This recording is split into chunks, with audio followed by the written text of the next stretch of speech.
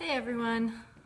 Tried something new today, which was sharing this to my personal page before I even started the video. So I am very curious to see if that actually worked or if it just kind of shows you that I plan to go live. So bear with me as always. I thank you for your patience at the beginning of this. Because there's always a couple little things I like to do to get started. Let's see. Well, I can't really tell. I'm going to share it again just in case that didn't work, and then I'll find out at the end.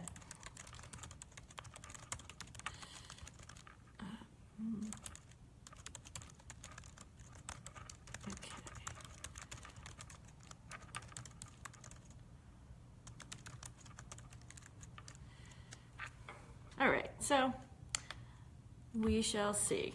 I don't know. If I've overshared, as seems to happen in this day and age on social media, then oh well, you get to see it twice on my timeline. Okay, so I had originally planned, and I'm actually just going to close my computer. I'm not even going to use any notes today.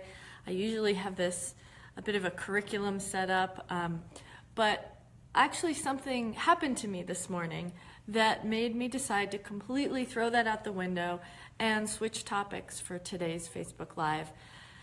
And that was, I don't know if for those of you who follow me through a few of these, I mentioned probably now a month and a half ago that I was having some tendonitis, like pain in my left arm, and was wearing a brace and struggling to do things to kind of get back into my normal lifestyle, and it probably came from playing hockey, and certain things were exacerbating it, and so on. So I've been struggling with that. I've been wearing braces on my elbow, which is where the pain was, but it didn't seem to be getting better. I tried different kinds of braces. I tried all sorts of remedies, taking a leave, icing it, so on and so forth. Well, ultimately, I finally decided to get into physical therapy. And I went this morning for my appointment. And this was at Denver Physical Therapy, who so far I can recommend highly. We'll see what I'm saying about in a week. But I went in, and the doctor who does the diagnosis for the physical therapy was there, and he immediately, started doing all kinds of different tests to check my mobility and flexibility and grip and so on and so forth. All those things they do to try to figure out why you're having pain. These were not things, so I had gone to my normal doctor for this, so it's not something I was just totally self-diagnosing. I had actually gone to my general practitioner who gave me some recommendations, but also suggested maybe go see a physical therapist if I felt like I wanted to.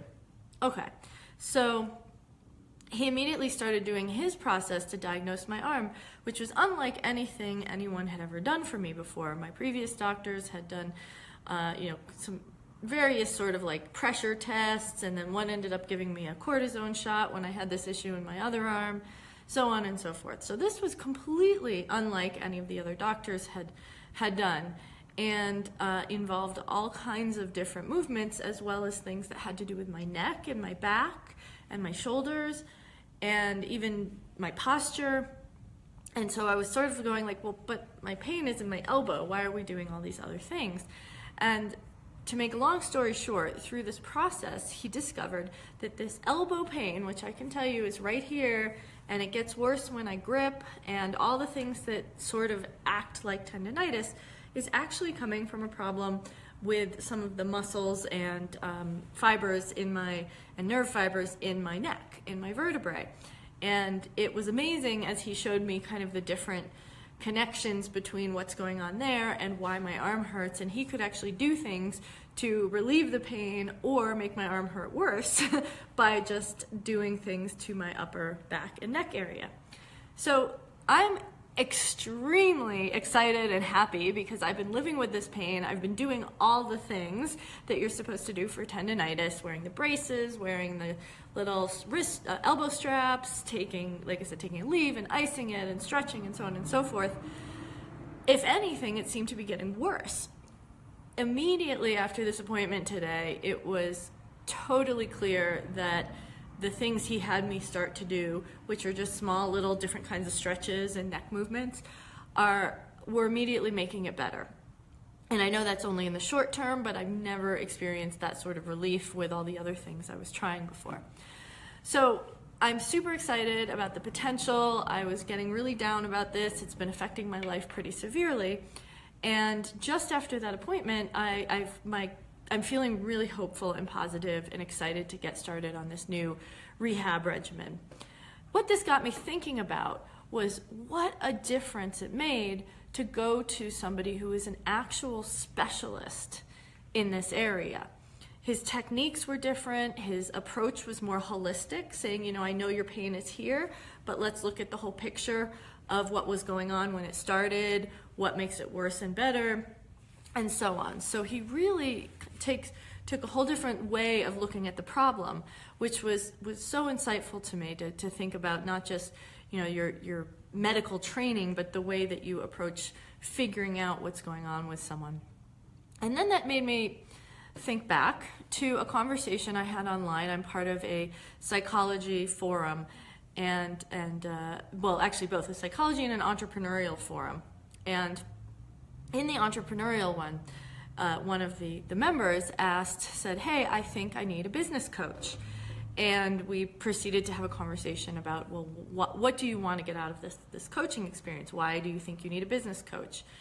And he said, well, I'm having a really hard time taking a step back, and I think I need to develop a strategic plan, and I need a vision for where my department is going, and so on and so forth. So it was really basically some long-term planning and facilitating different approaches to setting objectives and goals and communicating them to his diverse team made up of multi-departments, so on and so forth. So it was very, business objective oriented. And I said, well, I think what you really might want is a management consultant, because a business coach is going to sit down and work with you and talk about your career, your goals, your strengths, how you're balancing life out in and out of your career, and really how to develop yourself to be the best in your particular role, whether that's your leadership skills or your communication skills or conflict resolution, whatever those components are. It's a lot different to have somebody coaching you, and coaching usually implies a level of ongoing support and digging deeper into the issues. And so that, again, got me thinking between what is the difference between a specialist, a coach, a consultant, and even a therapist, a psychiatrist. So a lot of these words are used interchangeably, and I think people don't really have a good understanding of what is needed for different types of problem solving or different types of development in your life. So even thinking about coaches in the traditional sense in sports, it's usually somebody who works with a team or an individual in that particular capacity on an ongoing basis and helps them develop those traits and skills that will continue to develop their ability in that area.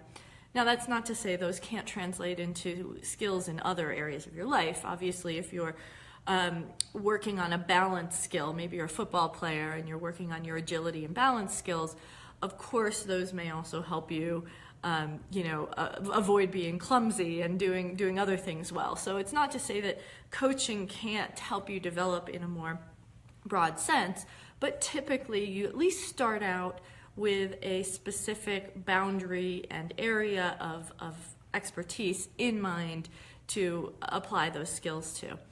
So very different than a specialist who is much more narrow, usually more focused on the diagnostic piece and coming up with a path of resolution. There's usually a problem that a specialist is really trying to solve, as opposed to just developing you.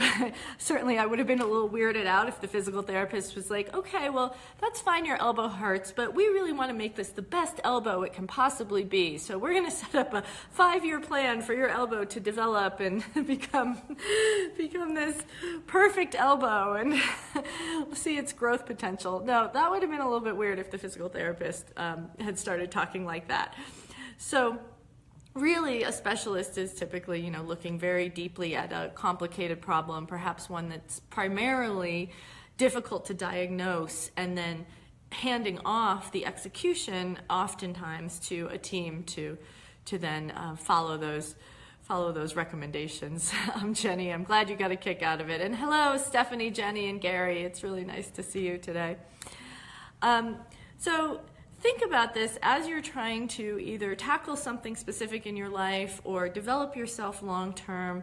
What really is the nature of what you're hoping to accomplish? I personally do a lot of coaching because I enjoy developing these deeper relationships with people and finding, and we're all very complex, complicated individuals with all kinds of societal upbringing influences and all the things that impact us from day to day. We really are creatures of both our nature and nurture, and I personally love the complexity of that. I love how different tendencies translate into actions and ways of living, if you will, and ways of making choices and risk-taking in each individual. So for me, being a coach really means looking at that long-term picture and understanding not just where you can improve, but why you would want to improve in those areas, what you hope to get out of it. That would have been a really weird conversation to have in a deeper level with a physical therapist. Like, well, tell me what you really want out of your elbow, not that you just want the pain to stop. But so, there's a whole different mindset when you're going into a longer-term coaching relationship with someone. Mentoring is the other thing I wanted to mention too, because often I think there's a lot of gray area for people between mentoring and coaching, and I'll even mention therapy and psychiatry as well. Actually, I'm going to flip that and start with the psychiatry. Is two main schools of thought on when you're going into a behavior change relationship with someone. And psychiatry, at least one particular branch of it, really tries to get to the origin of the problem. So it's not just, hey, I keep getting angry very quickly, and I know I shouldn't be this angry, and I don't know why. Well, a psychiatrist would really kind of go into what are the origins of that? When did it start? Developmentally, when did you create that pattern, those connections in your brain? And they really not just they don't just try to solve the behavioral problem, but they really try to go and on a very low level, if you think about it like with computers, they would try to get all the way down to the circuit boards and the chips and the hardwiring and figuring out if there's some way to rewire things so that the changes that you make are truly deeply understood by you. And I'm not saying that's better or worse. It's just good to know that that's kind of the expectation if you're really going to work with a psychiatrist, and one that particularly go into some of the childhood areas, childhood behavioral areas as developmental tendencies. And just to kind of be prepared for that, it can be very enlightening, it can be very difficult work, but ultimately, hopefully, would lead to a deeper level of understanding and awareness of where these behaviors are coming from.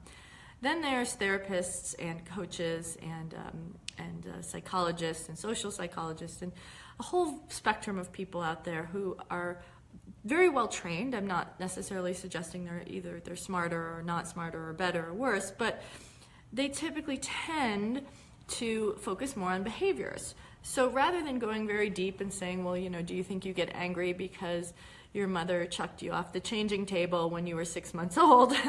They'll say, hey, let's look at what triggers you today to bring that up. So is it because maybe you're not sleeping well enough at night, and so you already go into these situations mentally and physically exhausted? Is it that you live in an urban area and you're constantly bombarded with sounds and smells and stressors that are part of your environment? Is it that there is a relationship that you have with somebody that typically you continually get taken advantage of, and you feel like you're put in situations that are not in your best interest? So all of those analysis pieces have to do with behaviors and environments that are influencing you right now. I'm just gonna check something. I saw something pop up on the top of my phone, but hopefully I'm still connected. I hope you can still see me.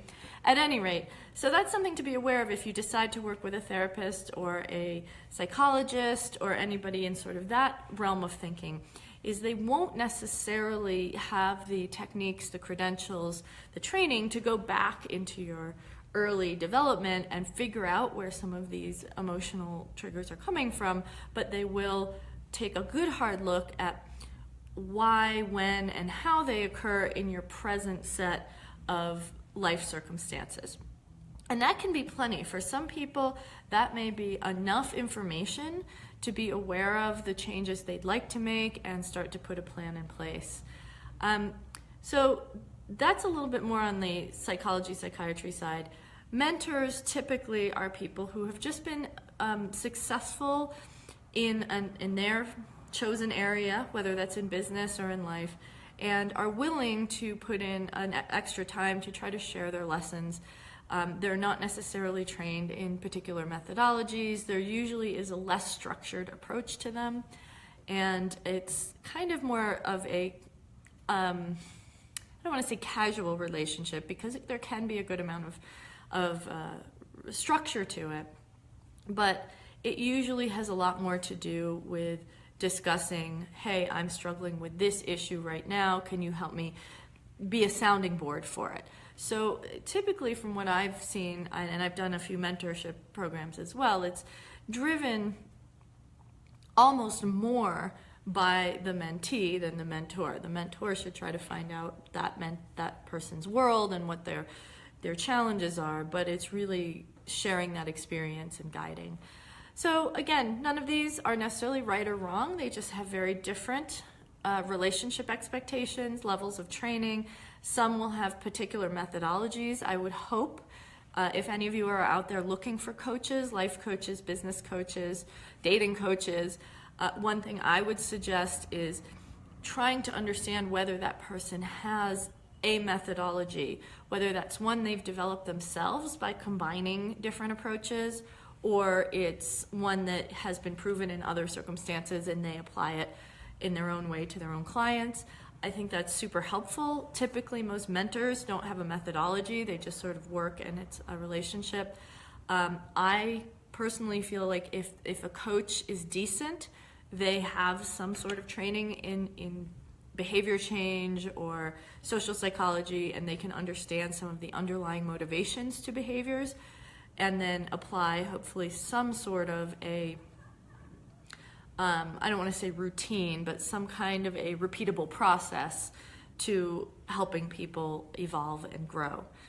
My approach to that is I really believe strongly that people need to understand their personal strengths, be able to talk about them, identify them, know why that they're strengths, why those things make them click and happy, and how that helps get them operating in areas that they ultimately will enjoy and be successful in, and then figure out areas of their work and their lives that maybe they have gone down paths that aren't in alignment with those areas of strengths, and what to do about that, whether that means slightly changing the group of people they've surrounded themselves by, changing the support network, the support structure they have.